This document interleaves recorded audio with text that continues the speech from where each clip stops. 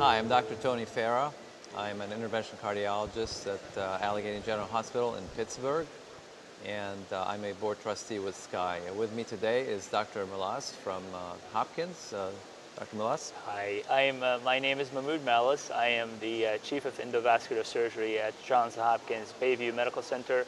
I'm also the Director of the Vascular and Endovascular Clinical Research Center at Johns Hopkins Bayview. Great. And what we're talking about today is an analysis of the CREST carotid study, which was just presented here at our annual meeting at SCAI. And Dr. Malas, please give us a brief overview of what you found. Well, we look at CREST. CREST is the largest randomized clinical trial comparing endarterectomy to stenting. And we did this sub-study analysis looking at the technical aspect of carotid stenting, how we could improve the outcome and reduce the risk of stroke and restenosis. So we did an analysis looking at the timing of balloon angioplasty during the procedure, whether you do it before, after the carotid stents, or before and after at this simultaneously or at the same time. And basically what we found is that performing ballooning after placing the stent can increase the risk of stroke and at the same time reduce the risk of restenosis. We did not have enough number of events to come up with a statistically significant difference as far as the risk of stroke, but there was a clearly increased number of stroke in the group that has ballooning of the stent. And that's basically the merit of the study. Great. You know, what I found intriguing about your analysis is what you said to us earlier, which is that restenosis may be lower if you use post-stent balloon dilatation. The incidence of stroke is higher. And I always like to bring it down to the patient level, and from the patient perspective, you know, they're deathly afraid of stroke. We all are, right? And that's why we're doing some of these procedures. And so the most compelling message to me, I'd like your opinion on this, is from a patient perspective, if you gave them a choice between a restenosis and a stroke, of course they're all going to choose restenosis. But from an interventionalist standpoint, and here we are with interventional cardiologists, but we all know that also vascular surgeons such as yourself, radiologists and others are also performing these procedures. Most of us are used to doing post-stent balloon dilatation, and it's very compelling to me and my colleagues who we talked to earlier that I do believe that this will change our practice. So what's your thought on that? Is that where everyone else at Hopkins is now adopted, and do you think this is going to be the new way for the future? It's a very important question. I think we always tend to forget sometime why we're doing the procedure. We see always an amazing radiological improvement in the lesion after we balloon it and after we stent it. So we try our hardest to make it look as perfect as possible. And we forget in this vascular bed, the carotid, which is very different than the coronaries or the periphery, we're not really trying to improve the blood flow to the brain, but we're trying to limit embolization and debris that cause the stroke in the first place.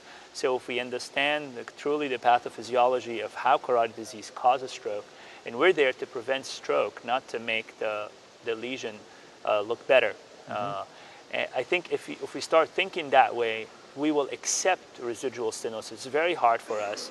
When we're in there, we put the stent, we balloon, it looks okay, it looks better, but it doesn't look perfect. And there's about this 30–40% residual stenosis, and you're like, well, do I leave it, or I can just put the balloon right now and balloon it. I have my filter up there. What's going to happen? Well, this study clearly showed that there is an increased risk of stroke. But again, the numbers are not large enough to prove it statistically.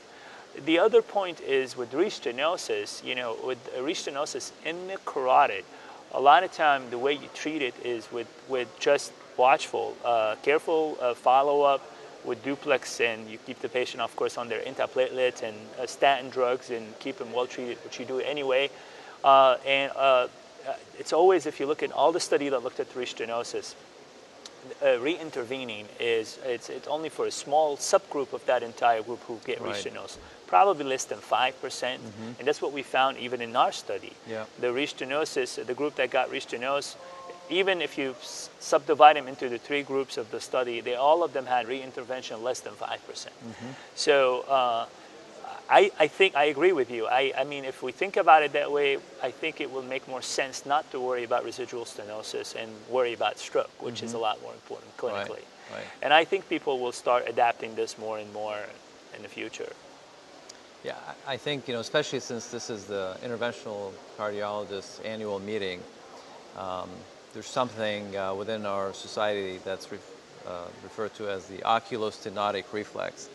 In other words, we see a lesion and we want to fix it, and we're so accustomed to aiming at perfection when we do coronary artery stenting that it's very hard for that same interventional cardiologist who is now performing carotid stenting to hold back when they see a 30 or 40 or even, as you told me earlier, a 50% residual post-carotid stent stenosis and not do anything about it. But that's really the message, isn't it? Absolutely, because right now, if you see a patient who never had an intervention and they have 50% carotid stenosis, what do?